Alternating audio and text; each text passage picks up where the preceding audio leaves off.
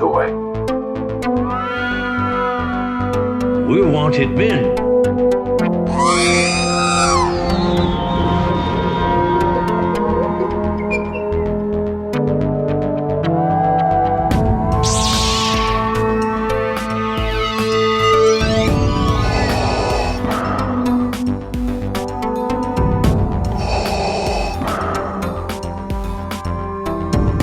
I have spoken.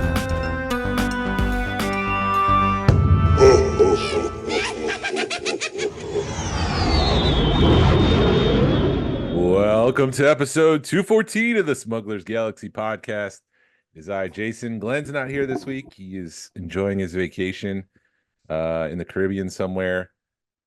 But that doesn't mean that you're going to be shortchanged because we got Jordan with us. Hello. Hello, Jordan. I had this whole introduction written and I just threw it out the window. Oh, well, I was about to say, did I interrupt it and then ruin it? No. I was going to say, I'd like to introduce my co-host of the week, a man who says the fall of Toys R Us was so much more brutal and tragic than the fall of the Roman Empire, Jordan Ghastly. Both of those statements are true. Okay. Maybe the fall of Toys R Us is my Roman Empire. Maybe. I don't think about the Roman Empire every day, but I do think about Toys R Us. You know, it's funny because whenever that whole Roman Empire meme was hitting TikTok and Twitter and all the other social medias, I was like, wow, I do think about the Roman Empire a lot. But in fairness, I went to school specifically to think about the Roman Empire. Yeah, you did. Yeah, I don't think about the Roman Empire. And I was just like, am I that neurodivergent where I'm not that normal? I don't know. I think you just think about the Empire. I do. The Galactic Empire. But yeah, how have you been? I've been all right, man. How about yourself? Pretty good. Yeah. I was going to bed the other night. My wife was flipping through TikTok and she's like, oh, hey, look, it's Jordan. And you were like unboxing a Headless Horseman figure. Oh yeah, I got the box right over here somewhere. Yeah, it's a pretty awesome figure, dude. It is really good. And I mean, I know Glen gives you a lot of nonsense about the Four Horsemen stuff, but that figure was one of the first ones that I got, and dude, it's so good. I'm also a sucker. I mean, I know you're from Syracuse. Mm-hmm. But The Legend of Sleepy Hollow by Washington Irving is my favorite short story of all time. So it's where else besides the old McFarlane line from the late 90s can I get a Headless Horseman figure? I've read the short story. I prefer the Disney short. Do you? Yeah. Oh, here's something funny. And you can actually go back and find this in the depths of YouTube. So whenever I was in college, I had to take an English elective, and there was just it was serendipitous. Like it was only one class available at one time, and I had to take it. So I was like, all right, I guess I just got to power through this class for the next five months. When I got there, because it just said like English class elective theme, like it didn't say what the English class was. When I got there, the theme of the class was the Anglo-American ghost story. And I sat and I'm like, oh, I'm gonna ace this class.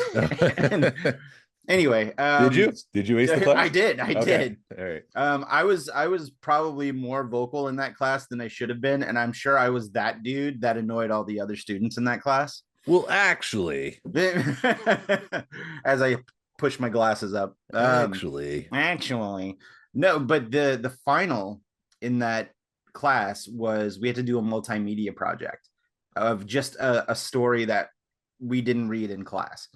So I chose Legend of Sleepy Hollow, and when you read it, it's written in first person. So I did this video where I said, because it was written in first person, it was actually a journal entry and not a story. Mm-hmm. So we were going by Ichabod Crane's journal entry, and we went and did a paranormal investigation of the Sleepy Hollow Woods. Yeah. And I got my friend to dress up in all black, and we put a whole bunch of candles inside of a jack-o'-lantern, and like we went over to the lake in Ackworth, and there's a bridge. It's not a covered bridge, but there's a bridge there, and I make up some story about how the bridge was destroyed to time just by just be getting old and dilapidated, and they replaced it with this nice viewing bridge, and then so that's what we did for our final in that class. Nice. But the original story, it was I'm trying to think because it's been a while since I read it, but Ichabod Crane is missing, but he's possibly one of the characters that they're talking to, Mm-hmm. right? I think so. Yeah, It's left for it's been, interpretation. yeah. Yeah. Yeah, I guess I'd prefer the Johnny Depp story too, other the movie before I'd read the short story for some I reason. I like the Johnny Depp or the Tim Burton film. I mean, I think Tim Burton's aesthetic lends to that story, Yeah. especially during that time of year. And I think like the addition of the the family bloodlines Mm-hmm. was a nice touch. Mm-hmm. Also, Christina Ricci was my first celebrity crush. So So it I speaks to can't. you. Yeah, Um, there's two Star Wars actors in that movie, but that movie didn't know what it was. It didn't know if it was a comedy, a horror, or a thriller. It was just like all over the map until the end of the movie. no, I mean maybe I need to go back and rewatch it because it's been a few years, but I felt like it was pretty. I felt like it was pretty consistent in tone. I think like there were a couple times where Ichabod was just kind of like the bumbling fool, Yeah, yeah, but that's just to show Ichabod's awkwardness yeah. because I mean, even in the Disney film, like he's just a skinny, awkward dude. He's not Johnny So Depp. no, Even in the story, he's not Johnny Depp. He's got the no, big nose and a yeah, thin neck, and I think I read an interview where Johnny Depp said he wanted to have the prosthetic nose, and Tim Burton's like, no, no, we're not. He wanted to go all in with the classic version of Ichabod, but Tim yeah. Burton said no. But Darth Maul, Ray Park played the Headless Horseman, Did I? I think I did know that. and you could tell sometimes when he twirls that his sword and stuff, it's like there's a little Darth Maul in Yeah, there that. you And then go. Ian Yeah, McDermott plays one of the elders of the village, the yep. Emperor.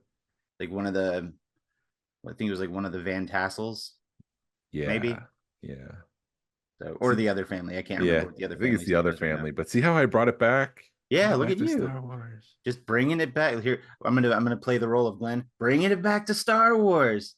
Oh, I thought you were gonna play the role of Pitbull. I'll bring it in. I'll bring it in. I'll bring it back. No, I don't know how to play that role.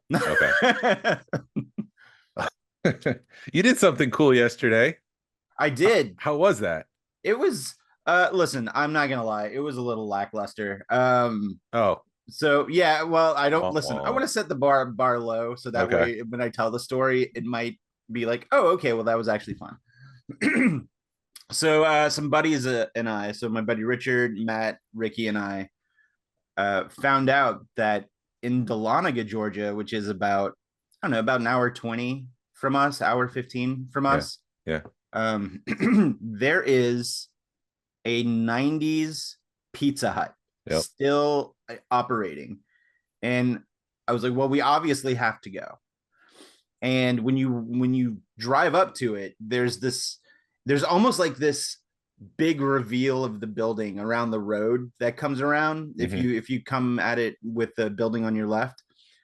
But when you look at the sign, it says Pizza Hut, and at the bottom it says classic. So they know what they're doing. Like it's not They understand the assignment. right, but they're like leaning into the assignment. Whereas I was kind of under the impression that it was just a Pizza Hut untouched by time. Thinking in the sort of way of like, yeah, they just never updated. It was just like a random franchise, and it was just one of those franchises that was successful as is, and then they just didn't touch it. Mm-hmm. But when you walk in, there's a plaque on the wall that specifically says Pizza Hut Classic, and like a big, paragraph of who owns and operates it, and they're specifically operating it to look like a 90s Pizza Hut. And I was like, okay, that's fine. And you walk in, and it is what it sounded like. It's got the carpet on, which as I get older, I'm like, carpet in a restaurant just looks gross. But How many sodas have been stuck inside the fibers of this carpet? Oh yeah, I'm sure that they own their own carpet cleaning machine because they ain't no way. No. But the booths were the same. They had the nice little light fixtures with like the stained glass Pizza Hut. The I was like, Tiffany okay, that's kind of style. yeah. Yeah. And what I thought was really cool is they had pictures of even older Pizza Huts, like large, like Yeah. 24 by 36. And a couple of those were the Book It Club. Yes. Yeah, so Yes. back whenever you bring your book reports or you read X amount of books, you get a free personal pan pizza. Yeah. So I took some video of that, and we also did a mini toy hunt. So all that's going to be in the next toy hunt video. It might be a little disjointed because we didn't go a lot of places to toy hunt. But going back to the Pizza Hut, they have updated menus and all their modern specials and whatnot, and new menu items. Mm-hmm. And they still had the personal pan pizzas. So that's what I got. I felt like it was my duty to get a personal pan pizza. Yeah. And I ended up getting some kind of like barbecue chicken pizza, and it was good, and it was deceptively filling because when we got it, it was only like this big. Yeah. I'm like, oh, dude, I need more than that. But then once I ate it, I was like, oh no, I'm more than okay. They have a little arcade by the door. No, there was like a little seating area, and wasn't a place by the door for any kind of arcade cab. Oh. Because the restrooms were by the door as well. So I remember they used to have a claw machine. They had a salad bar. Did they have that? So they did have the salad bar, but it was not in use. So it just looked like an abandoned salad bar. Oh, that's a bummer. Yeah, that is a bummer. And the cups. Do they have the red cups? Yes and no. Oh. So they had red cups, but they weren't the nice rocky texture like they were in the 80s and 90s, but they were red translucent drinking cups. So they half-assed it is what you're telling me. Yeah. And I have to give grace a little bit. I don't even know if they make those cups anymore. So I'm sure somebody out there with this wave of nostalgia that people have been going through over the last 20, 25 years, somebody out there makes them, but they didn't, they probably got what they could get and they were fine with it. So what's next? You're going to find a 90s Taco Bell? Oh man, I wish. They're out there somewhere. There was whenever I moved up here. And no, this would have been a handful of years after I moved up here. So this probably would have been like 2004, 2005.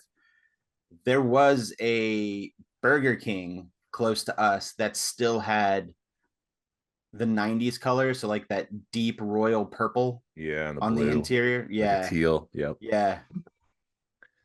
I don't like Taco Bell, but I know what a 90s Taco Bell looks like for some reason. I don't know why. I can't tell you what a modern Taco Bell looks like, but I can tell you what a 90s Taco Bell looks like. A modern Taco Bell looks modern. It's like I went to Taco Bell for lunch at work a couple of weeks ago, and when I tell you it is the epitome of modern design, it's yeah. Did you pick anything up on your toy run? I did actually. No Star Wars for me. But I did see new Black Series on the peg though. Oh, that's right. Yeah, I saw I found more actually. So I found the Target exclusive Shin Hati. There was a whole peg of those. I saw the Darth Maul from Phantom Menace. I saw the newer Ahsoka. And then there was white. Yeah. And then I saw the IG-12 with Grogu. Yes. I want that, but I think I might wait for a Black Friday sale for that one. Yeah. Or you can just wait. Yeah. It'll show up at Ollie's at some point. Yeah. But I did pick up a Transformer yesterday that I was looking for. So, and then an order came in, and I picked up the retro card Cobra Commander. I don't do a lot of GI Joe stuff, but I needed him. And I don't have the figure handy to show you on the camera, but I recently got my Studio Series 86 Optimus Prime, and I absolutely love that. Might be my favorite figure of the year. What's special about it? It's just like a complete retro looking Optimus. It's retro looking. He's the right scale compared to the other Transformers that they've been putting out. It's got a more accurate transformation. He's a little bit larger than the last Optimus Prime. He comes with great accessories. The articulation is fantastic, so you can get that nice jumping pose that he did in the 86 movie when he transforms. He comes with some blast effects. Yeah. He comes with the trailer with a whole bunch of extra goodies. Like it's the mainline Optimus Prime I've always wanted. So cool. Yeah, but as far as Star Wars goes, I still have it in my cart on my Pulse account. I still haven't pulled the trigger on Maman Nadan. Yeah. And I really want to get that because he's really good. I mean, I love my Doc Ondar figure, and I don't know if you can tell, but I've got the thing that you 3D printed me. Yeah. Right there. I'll have to send you a picture whenever the Den of Antiquities right there. Yeah. So I do want the Maman Nadan figure for that, but I think I'm kind of slowing down on Black Series, and we can get into this topic a little bit later if you want, but I think I'm slowing down on Black Series for the time being. And I'm not slowing down on Black Series just because it's Black Series. I'm actually slowing down on a lot of stuff just because I like too many things and I have to reassess what I really want on my shelf. Yeah. That being said, I'm still not going to pass up on the upcoming Luke and Leia that's supposed to be out in a few months. The Rise of Skywalker one? No, the New Hope. The new sculpts for the New Hope figures. Why did I think Rise of Skywalker figures were coming? I don't know. I don't know. But I don't think they are. Anyways. What about you? Did you get any pickups? Yeah, I picked up. So I got the latest wave of the vintage collection. Then I went to Walmart and they had the whole wave for $7 each. Nice. I'm like, that's great. So I didn't pick those up, but I was just frustrated that Hasbro shipped them to me, and then a couple days later, I see them in Walmart for $7. We did go to the meetup, and Kelly was there, and Kelly's like, "Hey, let's go look." And so he pulled out this whole bin of Action Fleet, and he had like 4 Millennium Falcons. And so I was looking for a very specific one with a 1997 copyright on it. And the first one I opened it, I split it in half, and there was the signature from Jim Fong, who was the senior brand manager at Galoob. Nice. So I was able to finally track that down at the meetup. So I'm extremely happy about that. And Kelly and Chance are probably happy now because I'll stop nagging them. Hey, do you got any Millennium Falcons in the back? Hey. I also picked up a bunch of episode 1 playsets for Micro Machines. A lot of the tough to find ones, like the Darth Maul transforming head. That one's really tough to find. So that one's boxed. I got a bunch of the little scenes that don't transform. They're just play sets. I think I got 9 of those in total. I'm kind of frustrated with the Micro Machine logo on those boxes because it's washed out. So it looks like the sun has washed out the logo, but that's just by design. So every time I look at it, I'm like, I wish the box was in better condition, but that's just the way the box is. It's not as vibrant and fresh as it was in the 90s. Right. The logo. And then I picked up 4 first shot Micro Galaxy Squadron vehicles. I got the Bongo, the Phantom. And the Phantom is a dark gray color, where the production version is like almost white. I got, what is it? I'm trying to blank. Is it the Fang Fighter, which is a new ship from Mandalorian? And I also got, N1 Starfighter first shot. Nice. So, I finally got Glen his Phantom. Yeah, he was saying that. That was in my car for like 3 weeks. I felt so bad. It's just melting in the sun. Here you go. It might be a little bit shorter than it's supposed to be. No, it was fine. It's fine. You can still play with it. Yeah. You can still flap open. Listen, I brought it inside to cool off. once I realized that it was still in my car. Before I gave it to him. Yeah, it still fit on his Ghost. It's good. Yeah, it's still He's not good. going to hear this for another week, so he can't be mad at me. It's still good. It's still good. It's a little airborne. It's still good. It's gone. I know. But the meetup yesterday was fun. It was at Second Chance. There was about 6 or 7 of us, not as many people as I hope. It seems like participation's on the decline, and I don't know if it's just people have Star Wars overload, or if they're just burnt out on Star Wars, or if they're just disenfranchised with the whole franchise. I don't know. I can't speak for everybody, but I know that October, just personally and professionally, is probably one of my busiest months out of the year. You know, I've got tons of weekend stuff this month, and I've got a lot of just field trips going on during the week. So maybe it's also Halloween. We're 2 weeks out from Halloween. So I don't know if it's just there's a lot of things to do now that the weather is starting to get decent outside and not 95 degrees with 200% humidity. So maybe. I know we get really busy in October too. A lot of people are wrapping up for the end of the year. A lot of people are preparing for the new year. So maybe that plays a part. As far as Second Chance and the whole team there, they were just incredibly welcoming and very hospitable. They had food for us. We were able to hang out in the back room. There was an auction that was going to be planned for Choa, but the timing just wasn't right. And by the time we were ready to do the auction, there was only like 4 of us.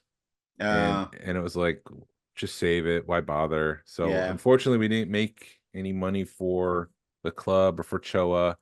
But I'm sure we're going to do it again next October. So hopefully, people will come. I gotta try to be better at promoting this stuff, because I guess I'm just taking it on my shoulders, and I'm like, gotta promote harder. But I mean, it's hard to do that though. Like even for the stuff that I do at the museum, it's hard to promote, because you never know who's going to see it. Yep. And so I also don't have a marketing background, so it's, if I don't see it on a social media page, I don't know. Like, I really don't know about it. So right, maybe we should make a Facebook god that we pray to and hope that the Facebook gods push this out to the people who need to see it. I think we will call him Algorithm. Yes, let's do that. Pray to Al. Good old Al. Al, would you push this in front of people, please? We want people to show up. You see Al sitting on the couch. Fine. I guess we got to pray to Al. 0110100100110. It's the golden rule. Yeah. I have some light news. Did you ever play Jedi Power Battles? I briefly, a few times, way back when it was on the PlayStation 1. It's getting re-released on the PlayStation. I saw that, a remaster, right? Yeah, I have no clue what it is. Because I didn't have a PlayStation. It was just kind of like an action adventure game around the time that Phantom Menace came out. Yeah. It was just, they needed a quick tie-in game for the hype for the first Star Wars movie in 15 years, something like that. So is it a side scroller? I think it was. Yeah. Was it a little bit of both, maybe? I do know that there was a side scrolling portion of it, but I don't know if it was completely all side scrolling. Okay.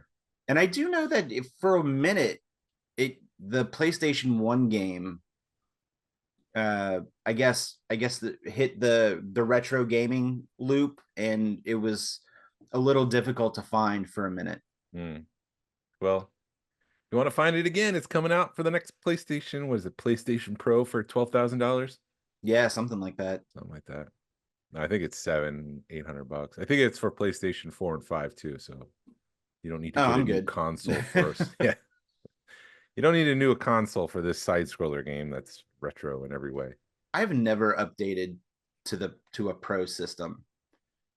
I felt no need. Like my TV can only handle so much. So right, if you're not streaming on Twitch and you're not, talking to people and have a chats open. It's just not worth it. Just play your game. Yeah. The other thing that I have is that Steve Evans was on a podcast and he said we can look forward to the Ghost in late fall. So that's probably late Thanksgiving, early December. I bet you it's going to be early December, because anytime that I've ordered something late summer, early fall, I get it the December of the next year. Right. So yeah, they said what was it? Tiana's Bio Adventure would be open up late spring, and it was just like the last couple days of spring before summer. So same thing, same, but different. Yeah.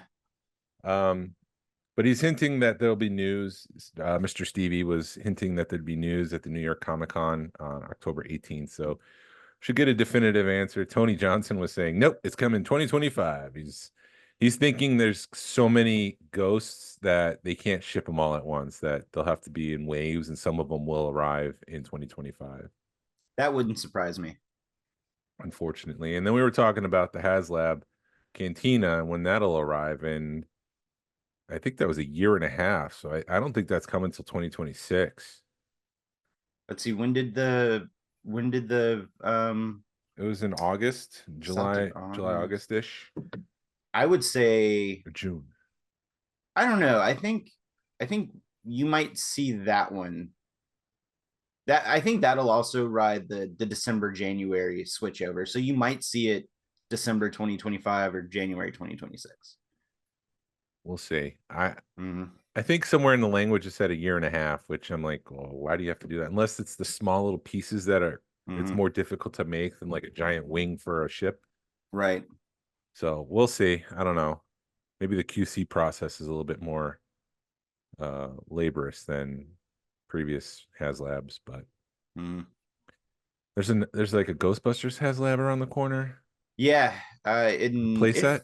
It's fun. No, it's a role play item. Oh. Wait. There's the previous one was a role play. There's an upcoming one that everybody thinks is going to be a 12th scale Ecto one.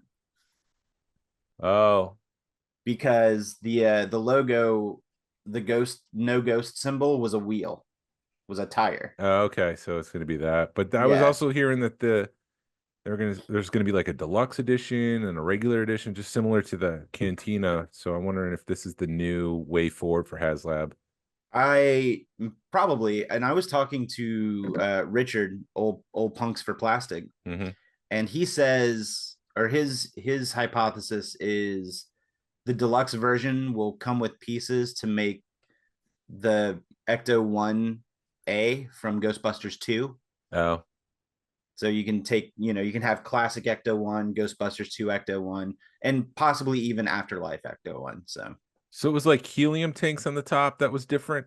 Yeah, and they had the little scrolling message board, and they had the red or the yellow and black caution paint. Yeah. That's a very difficult vehicle to track down, I guess, in real life. There's only like 100 of those vehicles in existence, and most of them are being used for Ghostbuster vehicles. Yes. Which is crazy. But yeah. So we're going to talk about like the scariest things in Star Wars, and then maybe we'll take a break and come back and talk about the scariest things in real life. Dun, dun, dun. Since this is October and it's spooky season. I just had a couple things that I had written down as scary. I thought that the Rogue One scene with Darth Vader slicing people down the hallway there of the Tantive 4 was pretty scary. Maybe the scariest moment of Star Wars. I think, yeah. I mean, that's probably my favorite scene in the entire film. I'm sure it's also a lot of other people's favorite scene in the entire film. But I think I actually wrote down some notes too, and I just put down Darth Vader in general. Because when you think about it, like he's almost in when he becomes Vader and he gets the suit and he gets the helmet. I mean, he's practically a Frankenstein's monster at that point. Right? Yeah. So he's pieced together. He's half machine. He's alive through the means of science. Otherwise, he probably wouldn't have lived.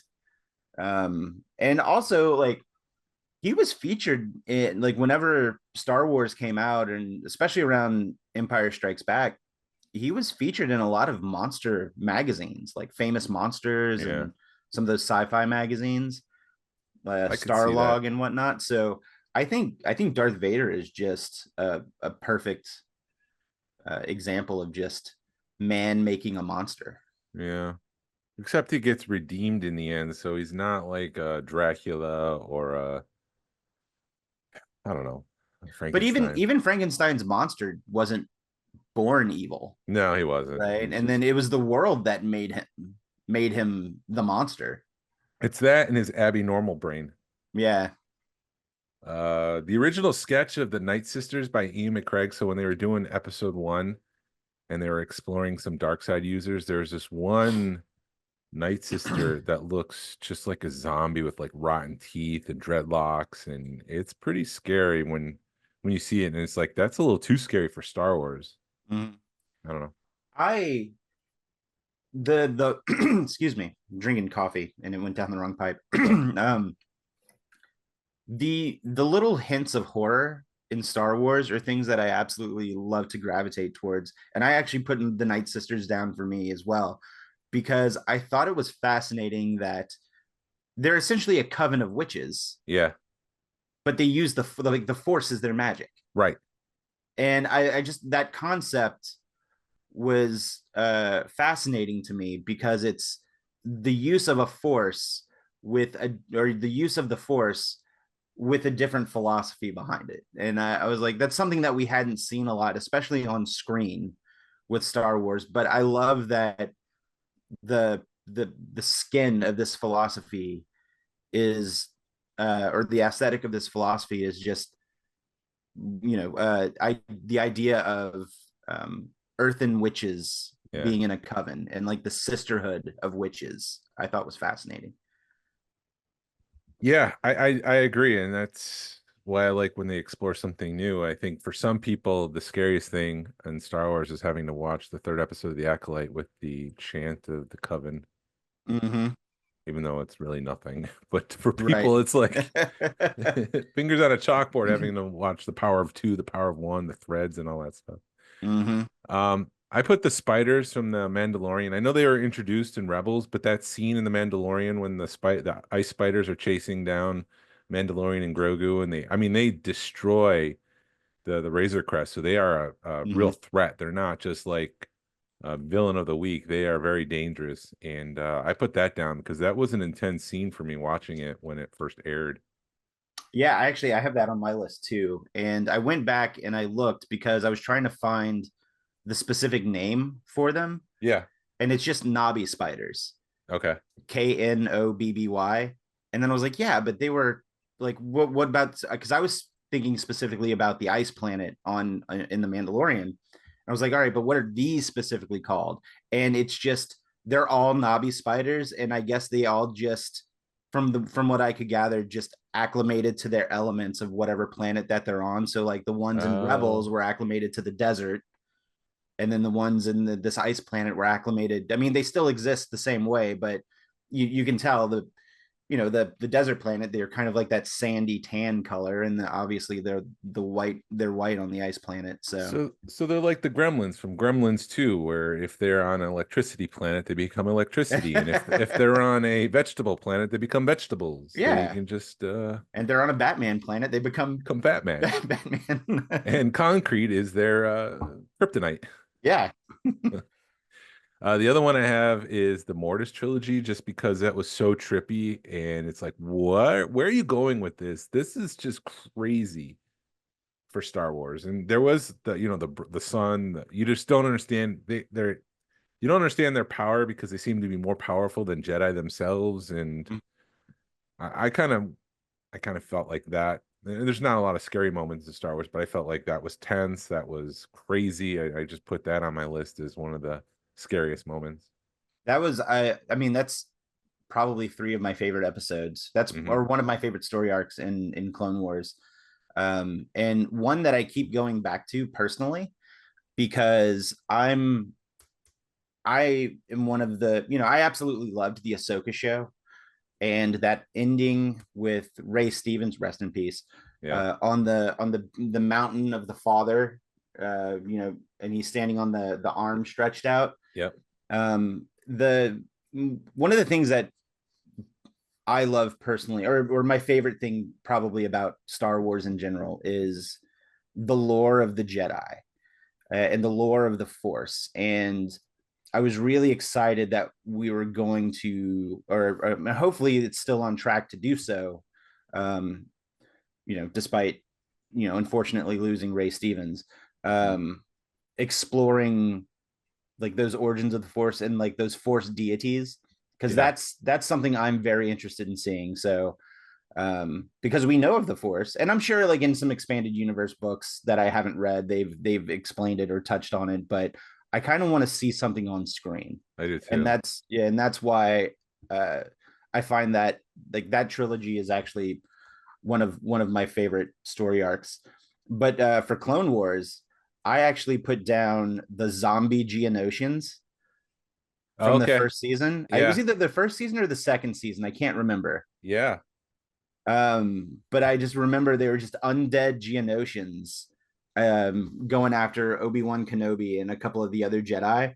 And at the time, when the show was out, whatever the toy line was out at the time, I don't think it was the Legacy collection. It was the one with like the blue cards. Mm-hmm. And they had an undead Geonosian action figure. And I remember like trying to find that one. And that one was kind of tricky for me to find. And I eventually found one at a Target. But I thought the idea of a zombie bug alien was awesome. Well, we got Night Troopers too in Ahsoka, even though I didn't really feel like they weren't their magic wasn't described well. I didn't understand what the threat was. Could they just keep coming back? Were they dead to begin with? Did the Night Sisters just keep bringing them back to life? That's what I had interpreted. Like whenever they were there, like for whatever reason, Thrawn survived, and I guess all these Night Troopers are reanimated corpses of stormtroopers that didn't survive. Yeah. And I was also under the interpretation or the impression, or either word works, I guess, in that sentence, that the Night Sisters' magic was keeping them alive. But now that she wasn't there, or no, because she wasn't there to begin with. Yeah, I see. It just wasn't explained that well. Yeah. You know what? It works.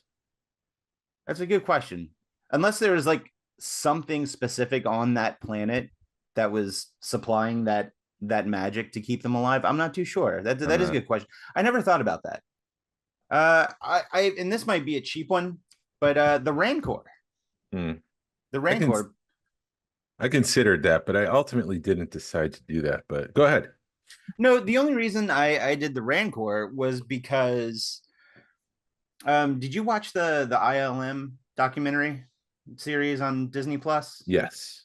Yeah, it was just the whole process of them talking about the stop motion animation. And I know a lot of monster films utilize that.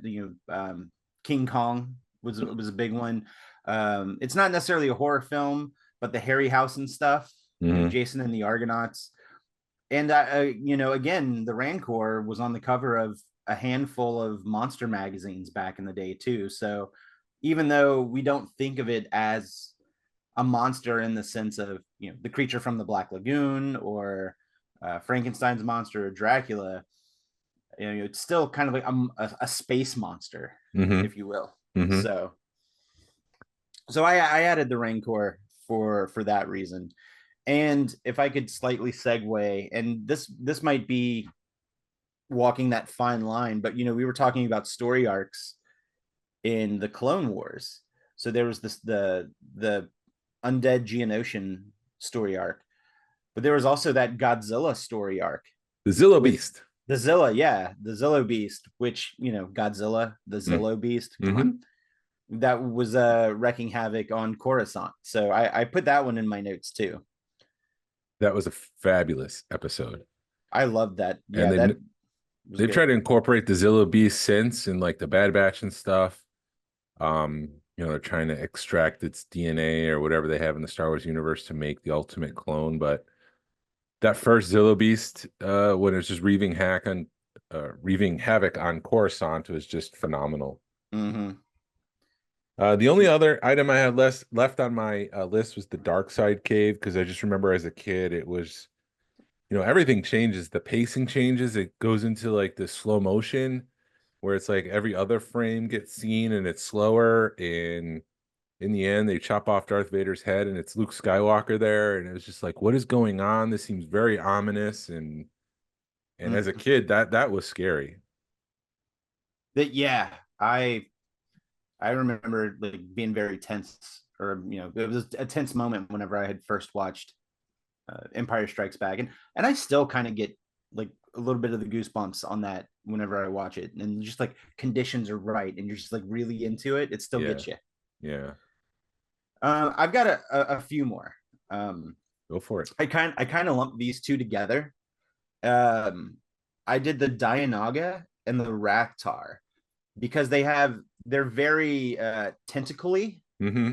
and to me that's just very Lovecraftian. So like with the Call of Cthulhu and the Yog Sothoth and like all of these like elder gods and cosmic primordial deities, that just kind of gives me HP Lovecraft vibes, even though HP Lovecraft was not a very good person.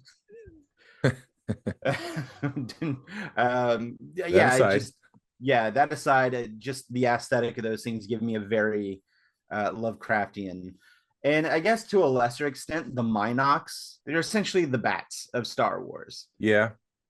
So if Yeah. you saw, if you were on Mustafar and you saw Vader's castle with the dark sky in the background and then some of the lava streams flowing and then just a flock of Minoc, like Yeah. that's got Dr. Frankenstein's laboratory or Dracula's castle written all over it. And my final one, we were talking about the night troopers, but in the old Legends canon, there were the dead troopers. Hmm. Do What you are dead remember? Did troopers? you No, I did don't. the dead troopers were essentially zombie stormtroopers. So essentially the night troopers. No, these were actually like undead. Like they weren't resurrected magically. They had Oh, no like they were zombies in stormtrooper armor. yeah. Okay. And I remember at the beginning of like the 2010s, whenever the zombie craze was hitting, when Walking Dead came out and all of the zombie films started to hit the theaters again, Star Wars wanted to capitalize on that. So they just did this one-off story. And I still have the book. I'm sorry, it's not Dead Troopers, it's Death Troopers. They've since reused the name. Okay. They for the new expanded universe, but um I can't even remember the name of the main character in the story, but they're on this abandoned star destroyer, and it's very reminiscent of just horror films with no, hallways with no lights, things that shuffling in the background, and they're all just zombie stormtroopers. And if I'm remembering correctly, there is a brief cameo by Han Solo and Chewbacca in there. Hmm. So I don't remember the book ultimately being great. It's one of the few expanded universe books that I read. I feel like every time I try to read an expanded universe book, I always pick the ones that are the most dense, and then it's just a slog to get through. Yeah.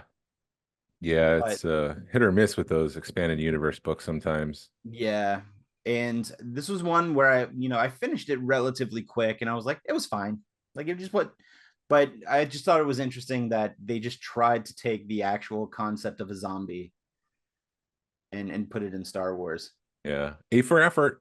Yeah, yeah, swing and a miss, but it's still a spooky side of Star Wars. But that's all I had on my list. Yeah. That's all I had. So uh in your personal life, you do some investigations. When was the last time you did a paranormal Oh, investigation? it's been a while. It was before the pandemic, before the panini. I don't want you to get a strike. Oh, you're not allowed to use they, that word? I don't know. Like on TikTok, you can't.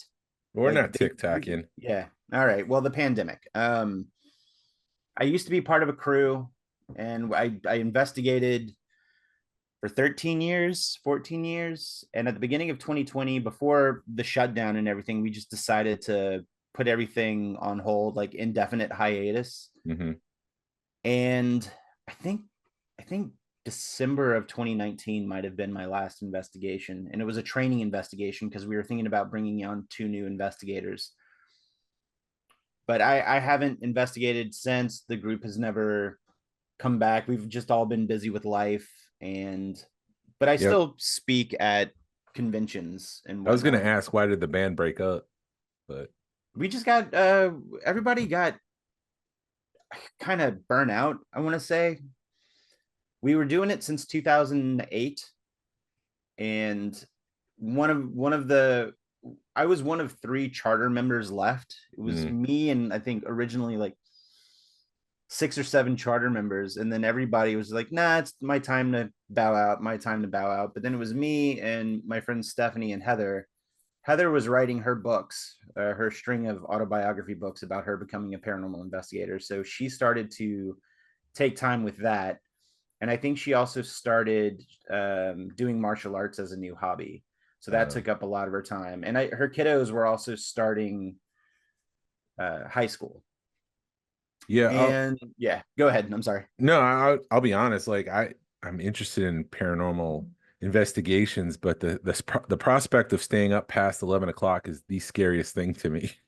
And there's sometimes where I was on an investigation and I didn't get home till like 4:30 in the morning. Yeah. Yeah. And I can tell you that one, it's boring because you're sitting in the dark talking to potentially nothing. Yep. But I've also dozed off many times on an investigation. Yeah, so Glenn and I did the Roswell ghost tour, and they did play an EVP, and we come to find out later on that it was actually your EVP that you captured in that. Was it what was it, a restaurant? It used to be, yeah, it was the town's old public house. I even think they call that building the public house.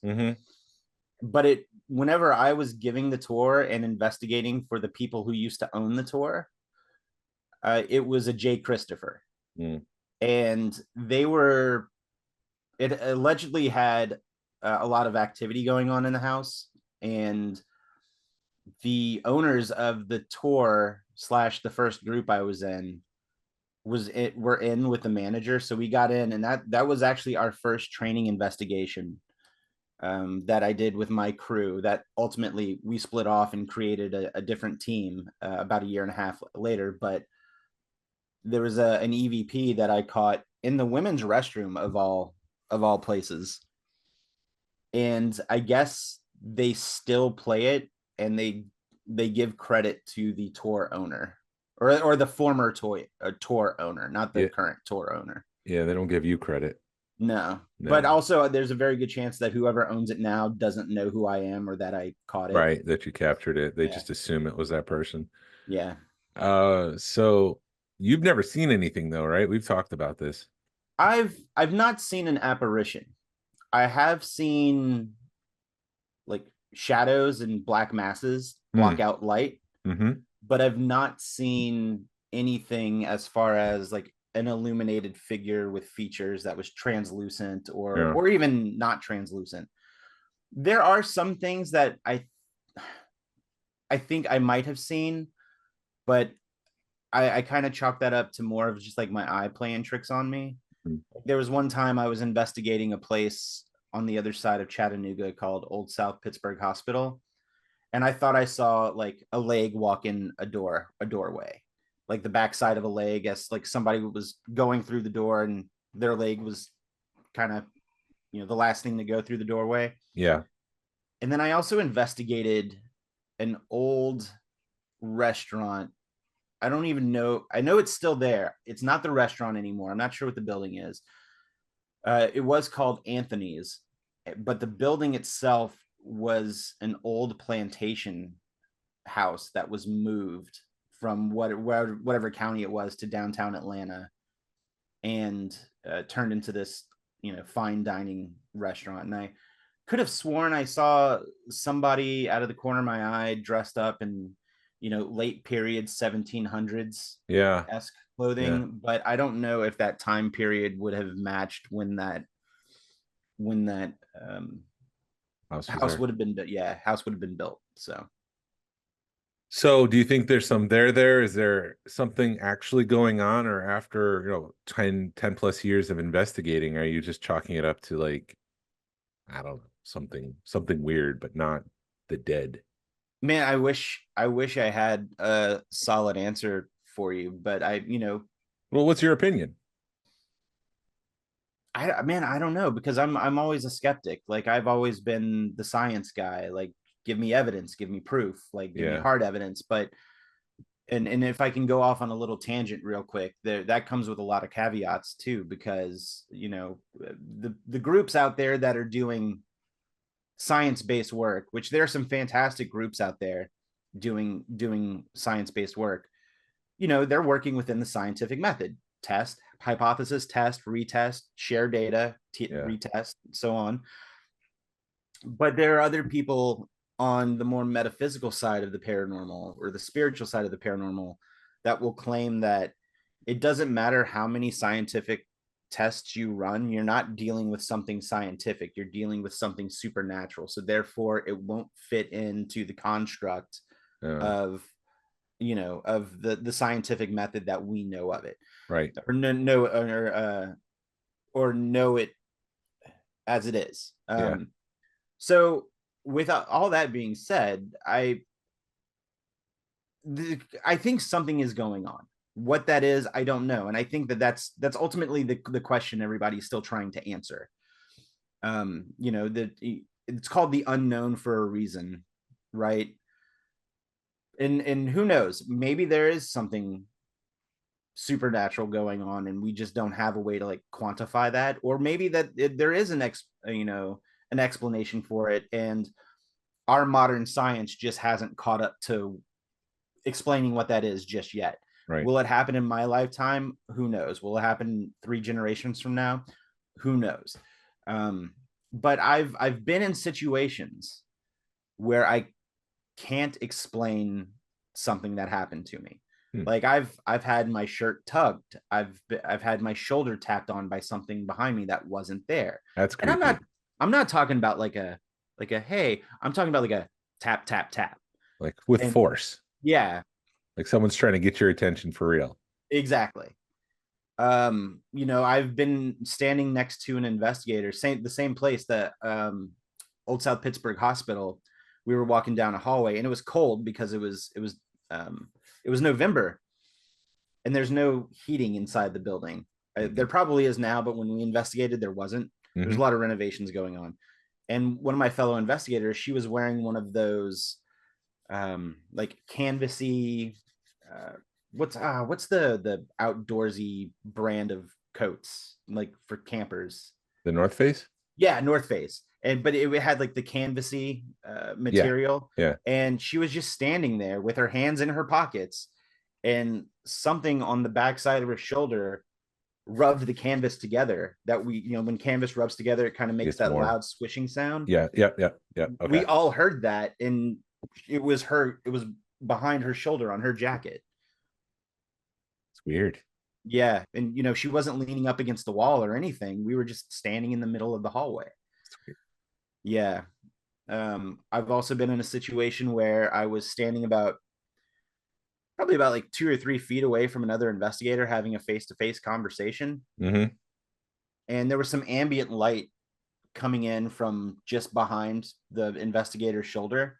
Mm-hmm. And a black mass just moved between us to where it darkened the light. And so I've been in these situations, and I don't have an explanation for it. Does that mean that there isn't an explanation for it? No.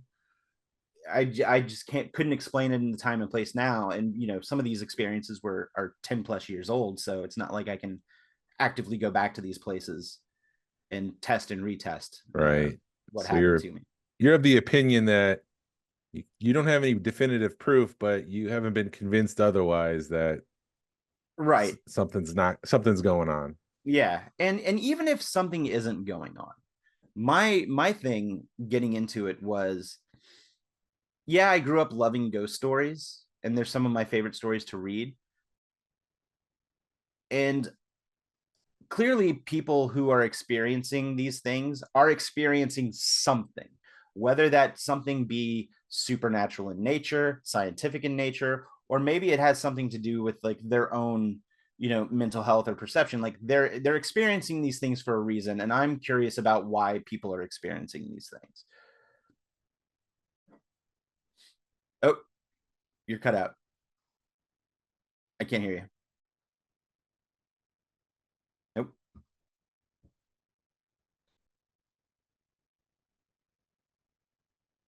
Please hold, everybody, while Jason fixes his. He's talking to me. I can't hear him. This should be the Oh, what system happened? computer. There you go. Let me go back to this one. There you go. And now I'm back. Yeah, you're back. Okay. Oh, that was weird. Yeah. Did you say that was paranormal? Paranormal. I like how we had the same joke at the same time. Yeah, it is. No, I've done a couple paranormal investigations, which I kind of use loosely because they're just like experience the place at nighttime for an hour and a half.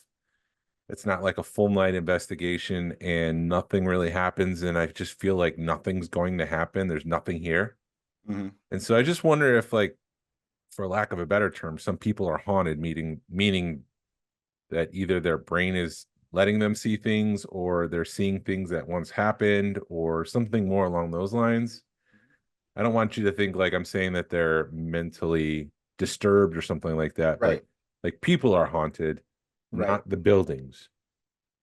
Then again, that could be. I think there's credibility to that.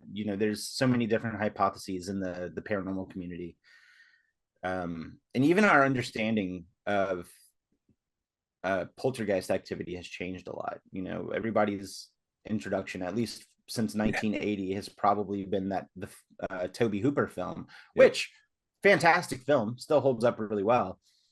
But poltergeist, German for noisy ghost, is, as studies have gone through parapsychology, a lot of conclusions come to poltergeist not actually being a spiritual or supernatural entity, but more so psychokinetic energy from sorry, I was grabbing a piece of dust in front of my face.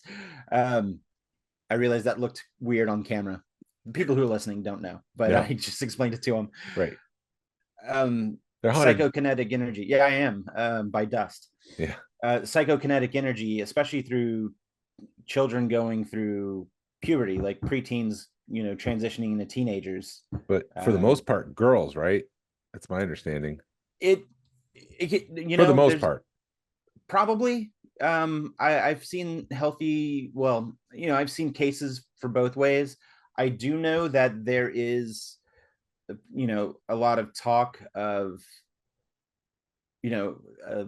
women being more psychically tuned. That's why you see more women. But I think that also is a slippery slope into like sexist stereotypes. Yeah, that's true. So I try to walk, I try to explain it as best as I can, being a 41-year-old white dude. Right.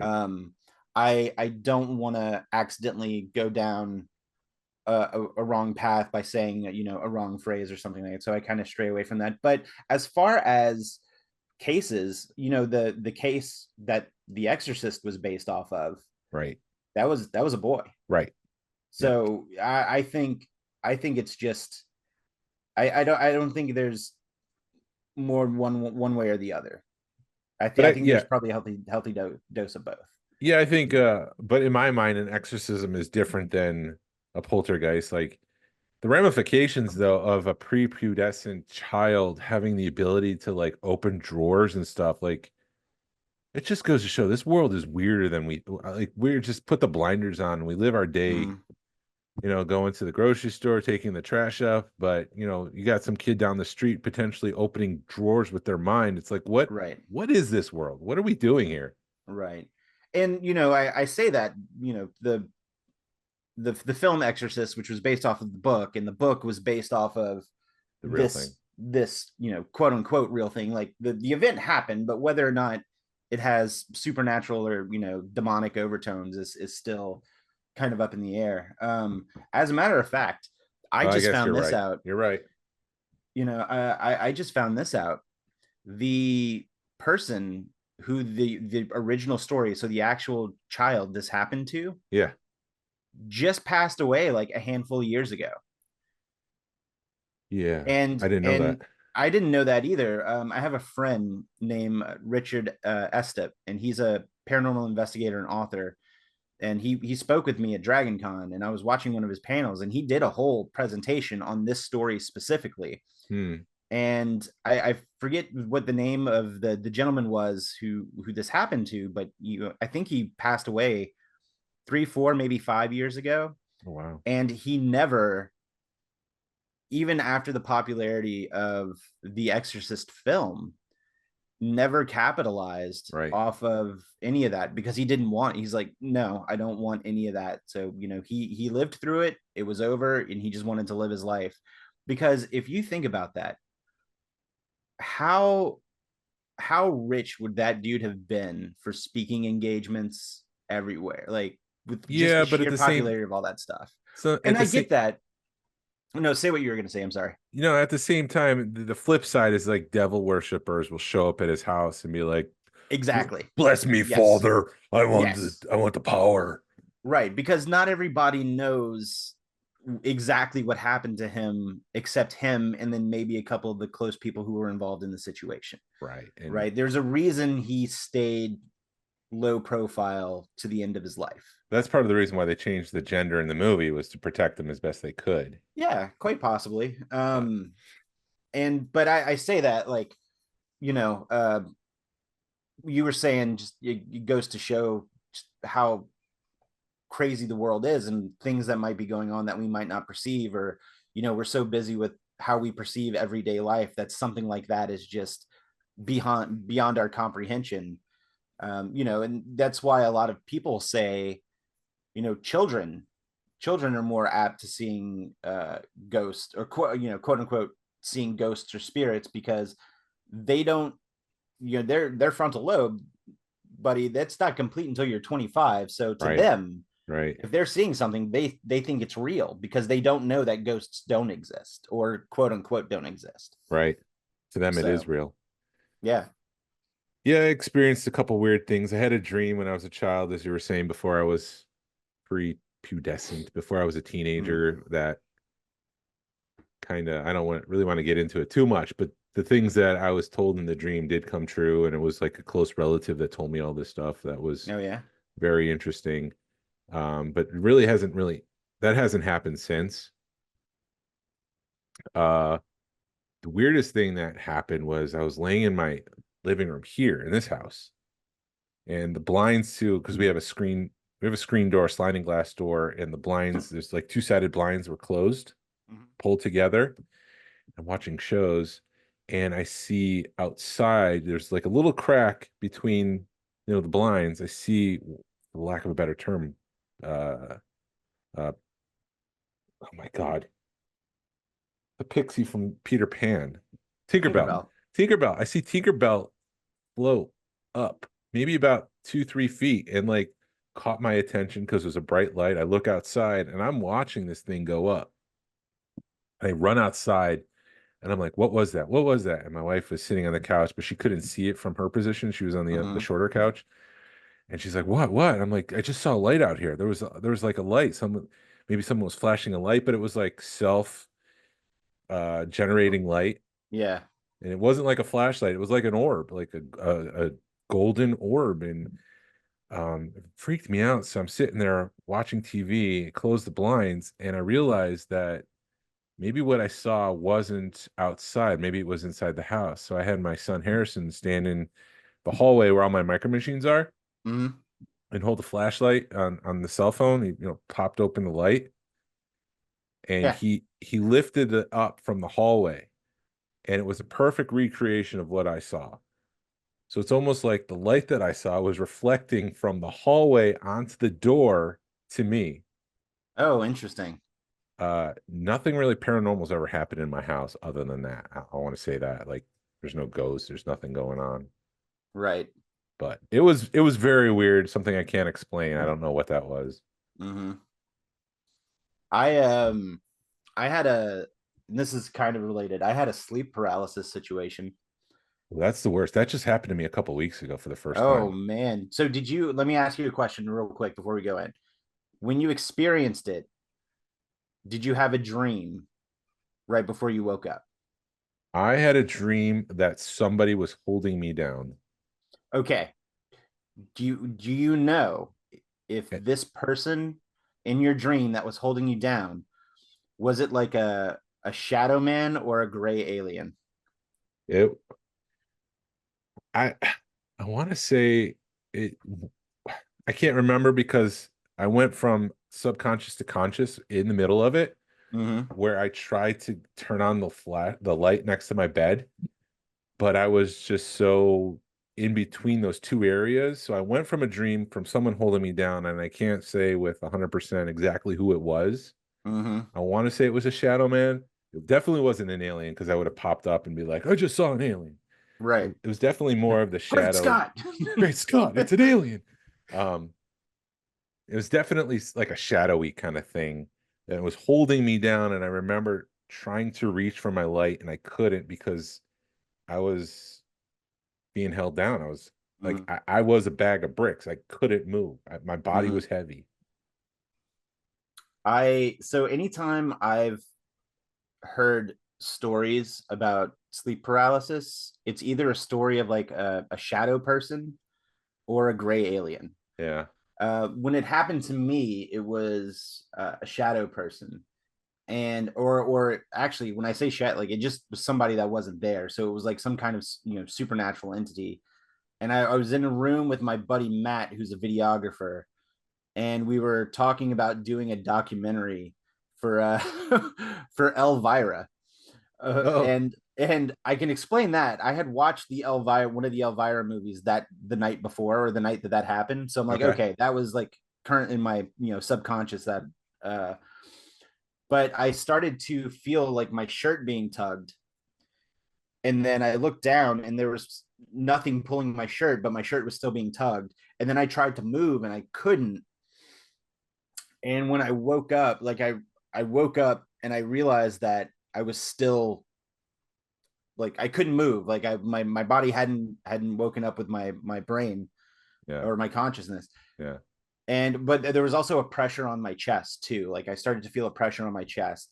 And then finally when my body caught up to my consciousness, I kind of jumped up and my cat, who was apparently sleeping on my chest, went flying off of the bed.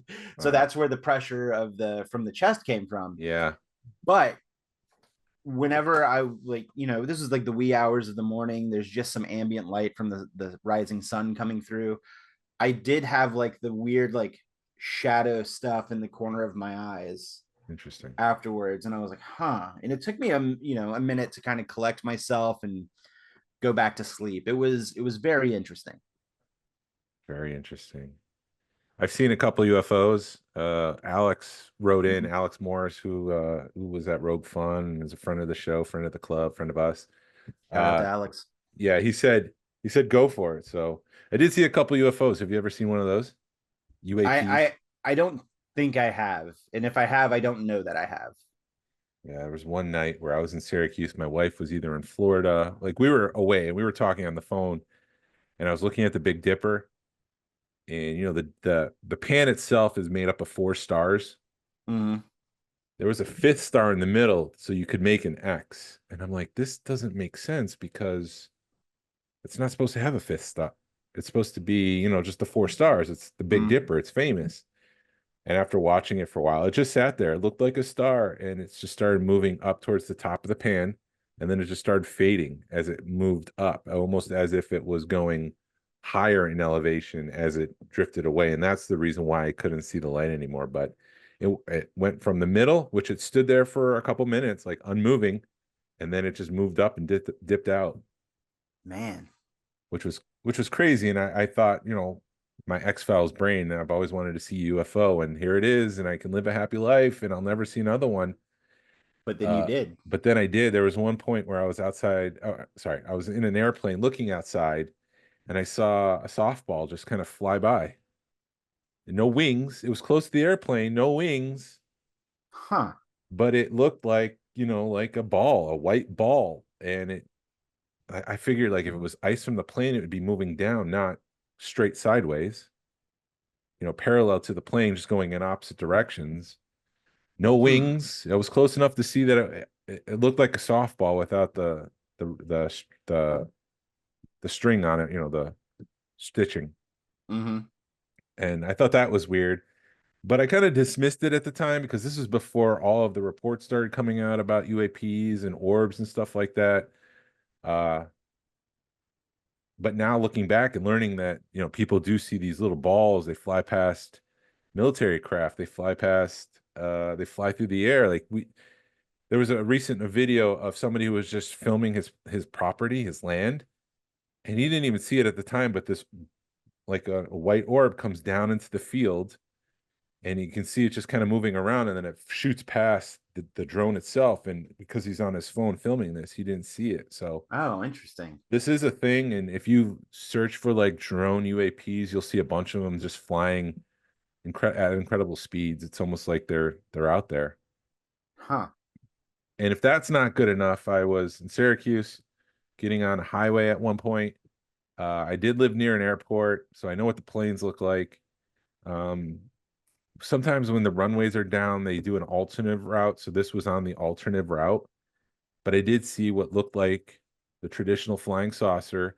The reason I saw it was because it caught my eye. The glare of the sun caught it, and I had eyes on it for about 14, 15 seconds as I was going up on the on ramp to the highway.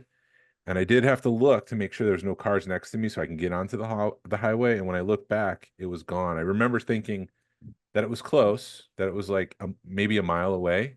Mm-hmm. And I was getting on one highway to get onto the other highway. And so when I got onto the other highway, I would be pretty close to see if it was an airplane or not. But this thing was just gone. It was hovering into place, wasn't moving. If it was a plane, you'd expect it to move a little bit, Mm-hmm. maybe change angles, but this was just stationary like a helicopter in the sky. Interesting. You also had a you also had a sighting on your Yeah. way back from PowerCon too, right?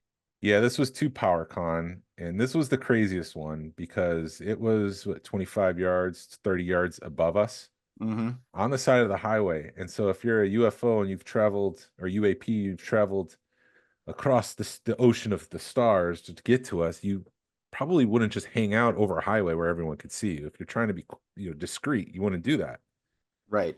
But we turned this corner and I could see this light flashing. There was a green light, there was two white lights, and I thought it's a helicopter just hovering on the side of the road, that maybe there's an accident or something like that. And I was driving with Rich. Rich saw it too. And it wasn't until we got underneath it that I realized something was off, because it was a triangle shape. The green light was only on one side. Each point of the triangle had a white light. It was like 25 feet up. So it was like right underneath us, or we were Mm-hmm. right underneath it. It was right off the highway. And I was expecting to see the pole that suspends, billboards. It was complete darkness except for these lights. So you couldn't see the remnants of a billboard. You couldn't see the frame of a billboard. You couldn't even, if it was a ship, you couldn't even see the ship. It was just these three lights floating in the sky. Did roll down the window. You couldn't hear anything except for the cars. There was no jet engines. Um, the it was perfectly stationary. There was no, like, if it was a drone, it wouldn't have blocked out the green light. Mm-hmm. So when we turned from the front of the triangle, you couldn't see the green light anymore.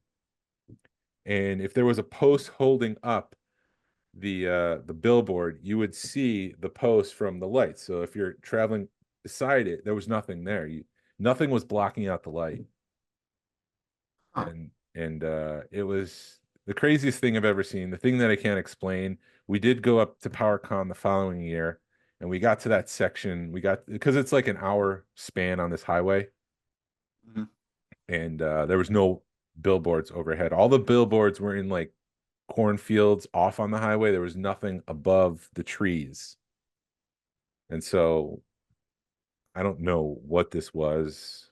It was crazy. Did it make sounds? I'll just We'll go down the rabbit hole for 5 minutes and then we'll come back out. Because if you listen to congressmen and senators, they're deeply concerned about this topic. Mm-hmm. And it's one of two things. Either there is some sort of secret program that the Air Force controls, and you got the black budget stuff, but they're not reporting what they're doing to Congress. Mm-hmm. They're just doing it secret, or it's some sort of psyop operation by the CIA, which seems far-fetched. It's like a distraction thing, but people aren't really distracted by this. Mm-hmm. It's just quietly happening on the background. And if it was a big operation, it would be bigger than it is. I also feel that, like, if I can get very ever so slightly socio-political for this joke, Yeah. just let me just gesture broadly at everything that's happened since the beginning of 2020. Like, Mm-hmm. if somebody was like all of this almost like society ending stuff happening, and then somebody went, "Oh, look, aliens," I would just go, and that too, of That course. too, Like, sure. and Sure, why not? so, like, it's not like almost like nothing important because everyone is just so worried about just surviving. Do I need to wear a mask around them? Like, Yeah, we have to yeah, wear eye patches or gloves or something? What's going on? yeah. And I I kind of I kind of have to be careful whenever I start reading stuff about UAPs and the American government, because that can get very slippery slope conspiracy theorist. Yeah. And there are a lot of ramifications for that, especially in our current socio-political climate. So I, man, it's really hard to wade through and search through the weeds on that stuff lately. I'll tell you, I think, in the 40s so Roswell, they say Roswell is 100% real, that there was two downed craft, one got Mm-hmm. away, one they captured. Roswell was right next to where we launched planes with nuclear arsenal. Mm-hmm. And so it seems to follow the nuclear stuff. They seem to be interested in they'll follow nuclear submarines. They'll follow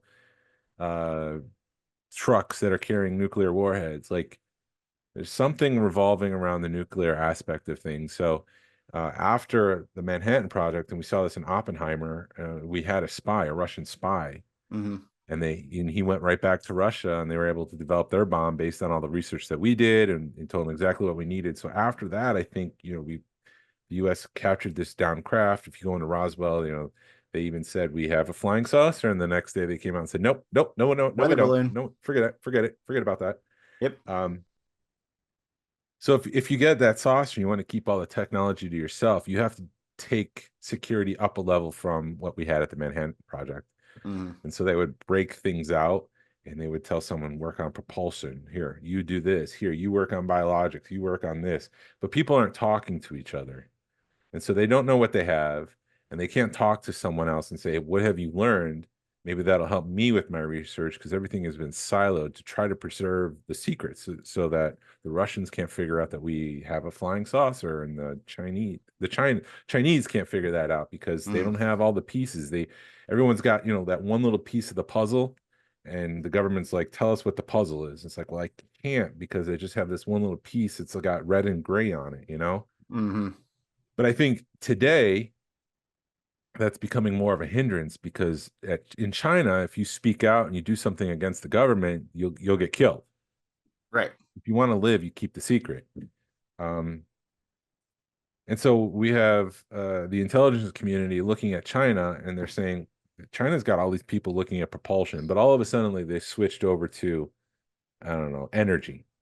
And so they can kind of determine something else is going on. They're focusing on different things. The same people are going to different aspects of physics and stuff, or mechanics. We're not doing that. And so I think there's a push behind the scenes to break that tradition and to get people more collaborative and say, yes, there is another species out there. There's aliens or whatever they are, non-human intelligence, whatever they're calling it these days. But we really need to start collaborating with one another and develop the technology, because what we've been doing has been a hindrance to progress. And what China and Russia are doing, they're going to leapfrog us if we're not careful. Huh. So I think that's what's going on behind the scenes. But I mean, the bigger question is, are we alone? Right.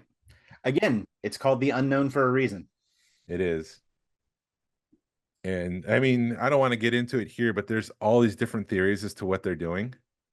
And they go from the worst to like they just want to help us and raise us as a species, Star Trek style. Right. Like they can't interact with us. They can't influence us, but they want to help us. And so they're watching us. I don't know. It's just crazy, but I do feel like something's happening. And the latest rumors is that was it James Webb's telescope has detected something coming towards us, and it's course corrected. Huh. And it's been confirmed by it was the European Union that found it, and they asked James Webb to tune into it. And so everyone's confirmed, and they're just waiting to have the presentation to say, yeah, something's coming. Interesting. But at the same time, if that's true, well, we've seen them in the sky. They're already here. Like what's the difference between that one coming versus the ones that are here? Right. Huh. Just another weird topic. So do you low key kind of hope that whenever first contact is made, do you want them to be the aliens from Independence Day? No. Or do you want them to be the aliens from Mars Attacks? Mars Attacks, because then I'll just play some, what was it, Hank Williams? Yeah. And I'll just blast it and I'll be safe. The yodeling. There's a company out there, DNA Designs, and they're doing Mars Attacks figures that should be out pretty soon. I think I'm Mars Attacks. And bringing it back to Tim Burton, there's another movie that I didn't get on the first time, and I was like, this is a horrible movie. But now that I've watched it more and more, I'm like, okay, I get it. I get it now. This is a B movie. You know what movie I did that with? And I think we talked about it whenever we did the Indiana Jones Crystal Skull. Yes. First time I saw it, I was like, I don't know, man. Aliens was a weird thing. And then when I watched it the second time around, I was like, oh no, this is a 1950s sci-fi film. This isn't a religious object quest film. Right. So yeah, similarly to like it being a 1930s, 1940s serial where you'd go week to week, like they just aged it up to what the big things in the 50s were, which was sci-fi films. And yeah, that's what inspired Crystal Skull, which I still think is a good Indiana Jones movie. I agree. You and I might be in the minority on that. Yeah. So, but then we also both really liked The Last Jedi. So, Last Jedi and Dial of Destiny. Yeah, I loved. I mean, we recorded a whole episode on that, but I'm due for a rewatch on that. I still haven't watched it again since the theater. On TNT recently. We were watching it in the hotel on our way back from Iowa. Oh, nice. I know it's on Disney Plus. I've just been lazy. They did pull the other Indiana Jones off of Disney Plus because I guess their contract with Paramount ran out. That was a bummer, but they're back on Paramount Plus though, if you have that. So yeah, just not happy still with the ending of Dial of Destiny because it does, India, his hat was hung up. And that's the perfect image. He's hung up the hat, but he grabs it. And so it's like there's another Indiana Jones adventure out there because he's got the hat. I don't know, man. It could just be his favorite hat. It could be. Maybe it's just the hat. Maybe he just didn't want his head to get sunburned that day. Maybe. Inside. That's why I wear this hat. Yeah. Inside. Yep. Anytime I go to the toy swap, I always try to grab a hat because that's the last thing I need is my scalp getting burned between, the part of my hair. Burned and peeled. You got your skin just kind of like. So I don't want to rush you if you're done with it, but are you done with our? Yes. Are we done with our? Okay. So I've got a question for you. Sure. What is your favorite cryptid? Ooh, I think it's Bigfoot. Yeah. Just because I think it's real. I've been kind of bringing it back around to Star Wars. Did you ever see that web comic where the Millennium Falcon crash lands in the Pacific Northwest? No. So the Millennium Falcon crash lands in the Pacific Northwest, and the crash kills Han Solo, but Chewbacca is alive, so he just has to go out and find food and whatnot. So it is implied that Chewbacca is Bigfoot. Yeah. Okay. So I thought that was pretty funny. That is funny. I should check that down. I do think there's some credibility to Bigfoot, especially with the Gigantopithecus theory. Yeah. But I do think it's fascinating that as far as Gigantopithecus goes, the only fossils they have are just a handful of teeth and jawbone. So they were able to reconstruct an entire skeleton Right. just based off of a jawbone or fragments of a jawbone and teeth. Right. But I do think that there's some kind of credibility with all that, because a lot of cultures that are separated by oceans have similar legends and myths and whatnot, or stories that are important culturally to them. Yep.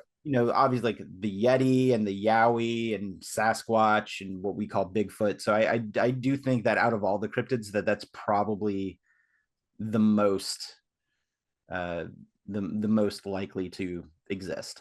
Even Theodore Roosevelt claimed to have shot one on a hunting trip in, I think, Montana. Like, he wrote about that in his journal. It's published. It's part of documents. So, historical record. Napoleon's brother allegedly saw the Jersey Devil. Oh, really?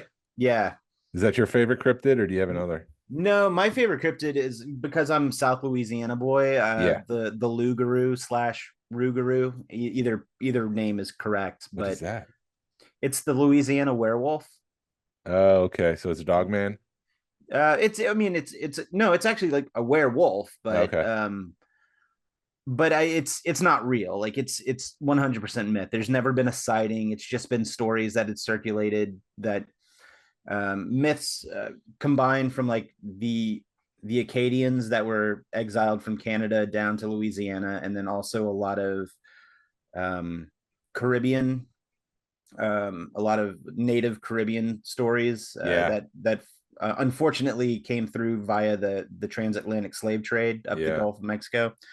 But they met in down the bayou, like in the banks of Louisiana. So a lot of those stories just kind of came together, and it's both French stories by North and South too, which is kind of interesting. But that's my favorite. And even my hometown, Houma, Louisiana, on every Halloween they have a Rougarou Fest in their downtown area. Is there recent sightings of this werewolf? No, it's it's just stories that were passed down. There's never been a confirmed sighting. There's never been it's something that is just rich within the culture down there, so the story just keeps getting passed down. But I don't think it's a real thing, but it is my favorite cryptid. So yeah. Did you ever hear, sorry, this is a tangent, but it's kind of like similar to what we are just talking about. Did you ever see What We Do in the Shadows, the movie? Yes. And there was werewolves in the show, right? Yes. Reese Darby was the head werewolf. So they had talked to him about possibly doing a spinoff. And do you know That's awesome? Do you know what the spinoff, the suggested title was? Because I think based on the title itself, they need to make the movie. Is it We're Werewolves, Not Swearwolves? No, it's Werewolves. So it's We Are Wolves, but it's Werewolves. Which I'm like, make that movie based on the title. So do you know where the phrase werewolf comes from? I think I heard it on a show one time, but I don't remember right now. So the Latin word for man is wir, but it's spelled VIR because all V's in Latin are pronounced as W's. So wir is man, and then as we're passed down through various other European languages, it's just kind of morphed over time. VIR became WERE. So werewolf is literally man wolf. Wow, that's cool. So how far back does werewolf legends go? I think pretty close to I don't want to say ancient, but it could very well be ancient. But I do know at least I feel like some of it goes back to you know what? I will go say ancient, because the Greeks had lycanthropy. Like that was a whole thing in the ancient Greek culture. So I would probably say as far back as that. The Greeks did talk about ghosts too, so this is not like a modern paranormal Mhm. thing. It's like it's been there for the whole time. I do know that the first recorded quote unquote real ghost story uh, came from Pliny the Younger, Maybe that's what I'm and thinking. it was a story. So this would have been AD. This would have been the BCE to CE changeover. So Yeah. before Common Era and Common Era, which is the way that we measure time in the academic world. So we don't do the BC and the AD. And I think it was in the Common Era, so it would have been, but I can't remember how, if it's like first or second century. I need to go back. I can't remember when Pliny the Younger was hanging around. Mhm. There is reports of Roman soldiers seeing chariots of fire in the sky, That's cool. basically UFOs. Mm-hmm. So it's not, again, it's not a modern paranormal thing. It's been Well, around for a it was while. clearly Indiana Jones. Did you not see the Clearly, movie? clearly, that's what it was. I mean, Archimedes was there, and so was Yeah, this clock, a he, watch. he was made a famous screw. Yeah, belongs in a museum, It does, wherever it is. or maybe not. I don't know. I think I think Greece has a. I mean, Archimedes was Greek. He was in Rome, I think. He was But fighting the Romans. that's right. That's right. That's right.